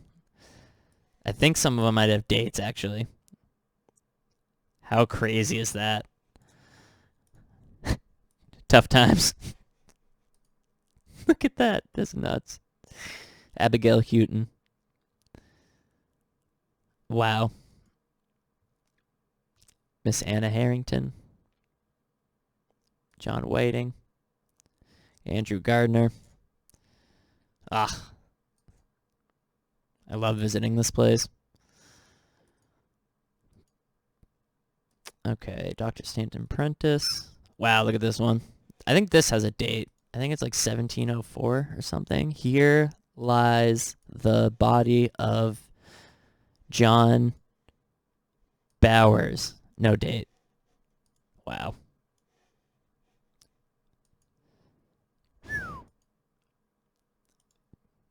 $1718. That's all that's left of it. Just want to show you Prescott before we move on. So they did make Prescott a new memorial at some point, but here is either his or his son's. I positioned him wrong. Here are the two T's where my mouse is. Should be at the end of Prescott right here. And that F is an S. So, and this would be the 9 of the date. So 17 down here. So John Prescott, 17 something 9. I can't tell what. So one of probably the kids of Prescott, the Bush, another really old one. September 18th, 1697, this person died. Look at that. 1704. They're just like rocks with chiseled in where it's so crazy. True patriots. And then as soon as I got established, all sorts of Freemason graves. Here's John Prescott's Freemasonic memorial that they put in after. So, yeah. He's a Bush ancestor. And then you have this one, 1700. This one, can't tell. Super old. Mr. Prescott. Okay, let's go back here. North Sanford, Portland, Evergreen. Portland, Evergreen's got some savage ones, I think. Might not, though. So the one in Portland is full of Knights Templar. Randoms. I got some more. Okay, Rochester. Oh boy, Rochester's got a crazy one. Let's take it from the top. Here's an Odd Fellows Obelisk, 1867. A spider, square and compass. Square and compass. Another, this all from the period we're talking about. This guy died 1886. Rest in peace. Odd Fellows. Wow, this one's pretty crazy. So you have your Knights Templar, which is the top of the York Rite of Masonry. Impressive alone. But then you have this. I'm not sure what's going on here. I used to know. It's got the open book with a slash through it. FCB. Not quite sure. Odd Fellows. And then you can see here the Mechanics Fraternity of Mechanics, or whatever it's called, is part of Freemasonry. And they have a hall in Portland with this same symbol. It doesn't have the square and compass, but it has this same arm. The Arm and Hammer arm. Now you know. Arm and Hammer was founded by a Freemason, most likely. Bacon soda. Here's a big boy. Not a 33-foot one, but we do have another 33-foot one here. And it's pretty wild. It's your classic. I can't remember. Here's the FCB again. I feel like that might have something to do with the York Rite. Let's see if we can find that anywhere. Yeah, I don't know. Interesting. Okay, going back. Let's find this massive one. Daughters of Rebecca symbol. Once again, all masonry pretty much. The whole cemetery. And here I think this is definitely a Masonic grave. I feel like this might be a representation of Lucifer. I really don't know. It's definitely Masonic. It's got that anchor, right? What does that mean? I'm pretty sure it means the fall. Husband and wife, OES Mason. Eesh. Knights Templar. Crazy one right there. It's huge. This one's massive. Not 33 feet, but massive.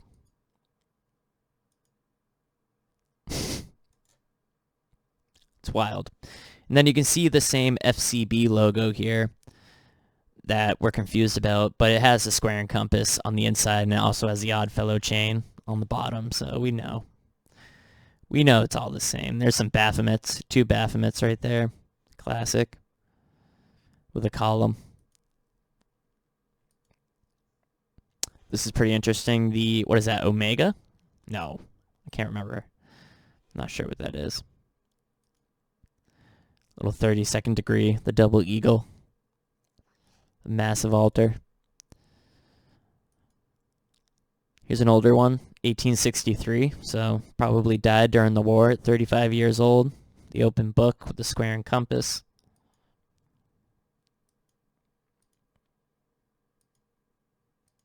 Big boys coming up.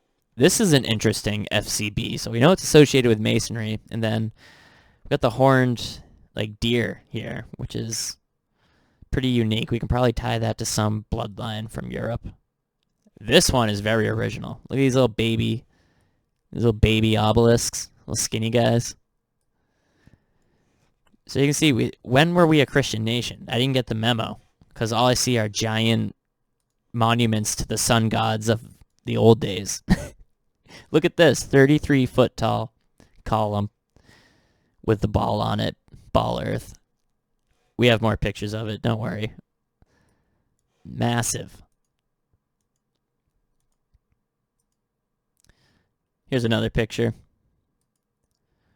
Look at the size of these things. This is a second 33rd degree Mason 33-foot granite statue we found.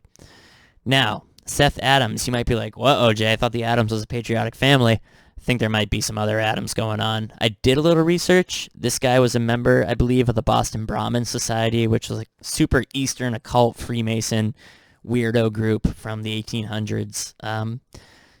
He was prominent in some industry. I can't remember. I want to say it had to do with sugar. I don't know if he's related to the patriotic Adams we've been researching. That's something we'll have to look into. But he, 33rd degree, ball on top. It's wild. Look at that thing.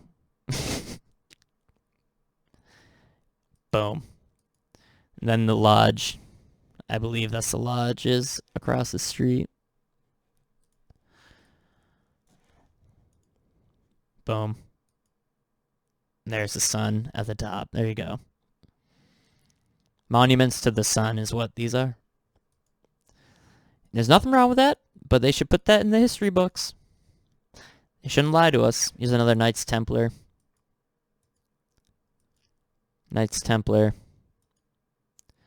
The shrine.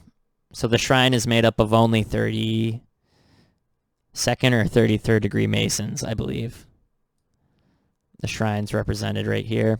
You can see the Shriners. Right? They own all those hospitals. They give to charity. They're definitely not a criminal organization. They definitely don't worship Lucifer. There's a great video of a Shriner being interviewed by a guy, and the Shriner is like proudly saying that he is Lucifer. I am Lucifer. And he's saying all these wonderful characteristics of Lucifer, and it's disgusting. But yeah, there's that symbol, the sword, crescent moon with a star, and the shrine. So you got to understand the significance of that, because this is a crescent moon, right? The star is behind the moon. You shouldn't be able to see the star. Even though the moon may be only visible this much of it, it's still, according to Masonry, a solid rock, a solid object. So how can you see a star? And you see this on flags all over the world, especially in the Middle East. Think about that. You shouldn't be able to see the star. This is how they tell you the truth. The moon's not what it says it is. I don't know what it is, but it's not what they say it is. And there's the head of the Sphinx going on right there. Here's a Mason and a Order of the Eastern Star. And remember what I said about the little grapes? Grapes on the planters. Grapes on the tail of the woman on the Devil Tarot card. Knights Templar. This one is odd. Not sure. Scary, though. Looks scary. I don't like it. This is the daughters of Rebecca.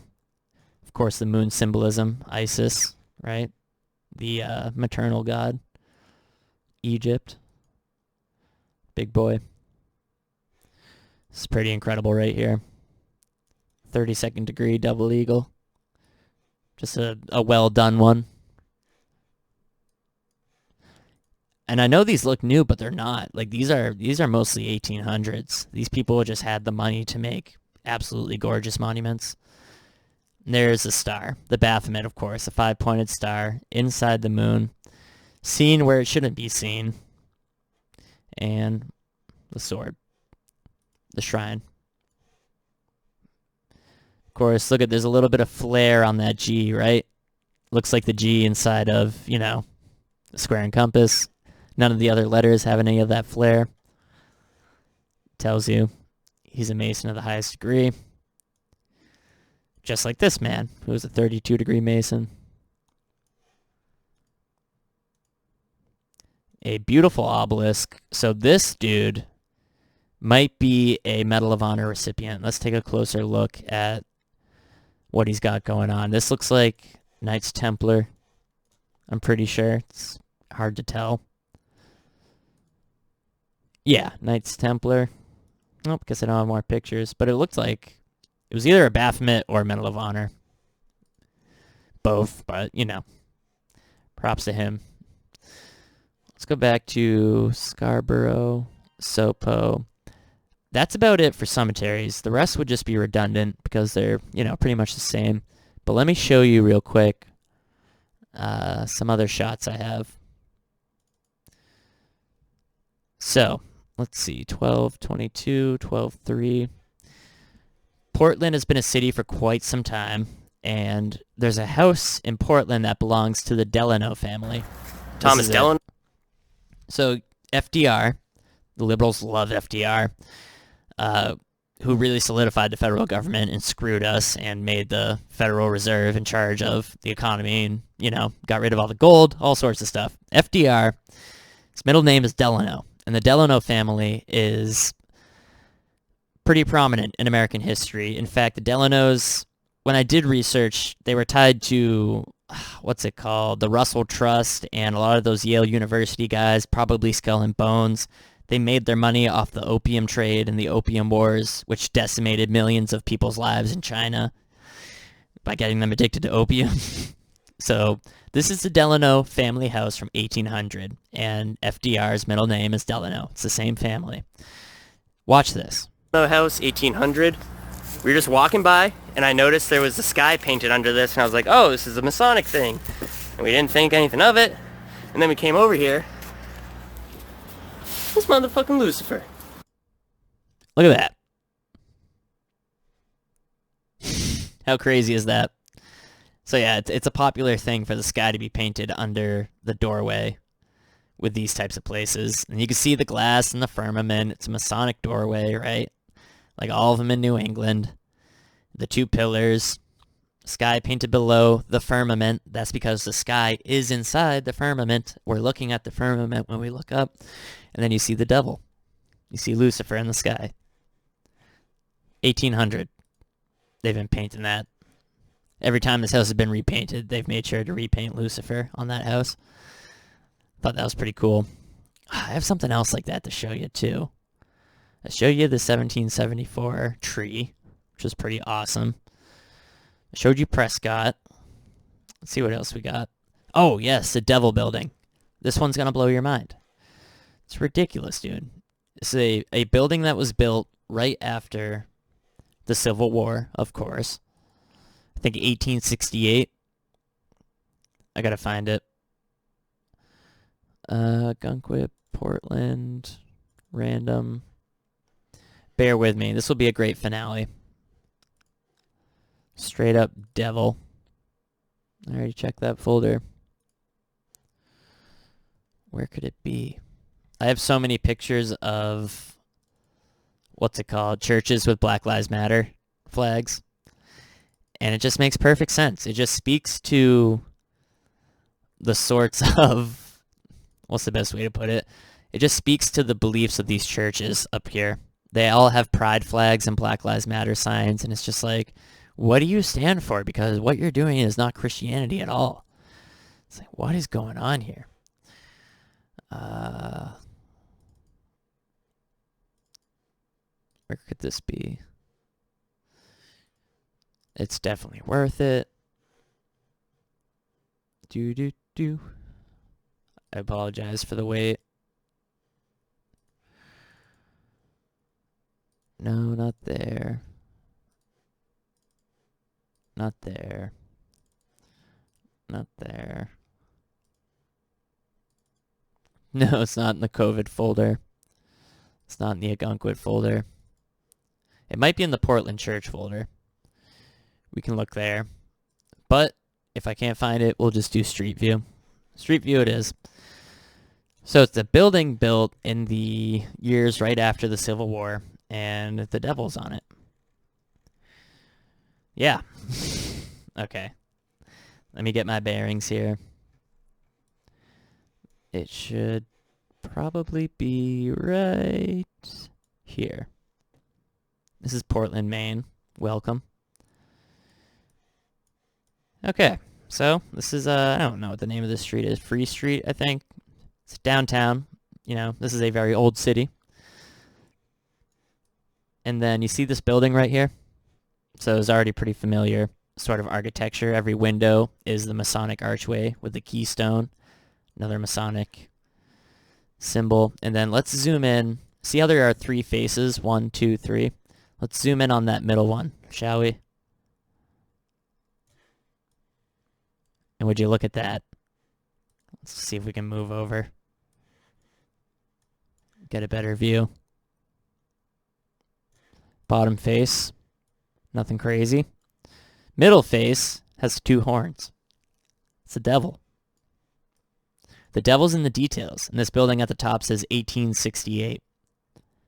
So, you know, we've learned a lot about the way the Union was. And it's no surprise. It's no surprise Thomas Delano has Lucifer under his doorway. It's no surprise that this majestic building post-Civil War has the devil on its facade. Just goes to show you the history books are so far from the truth. The real truth is pretty shocking.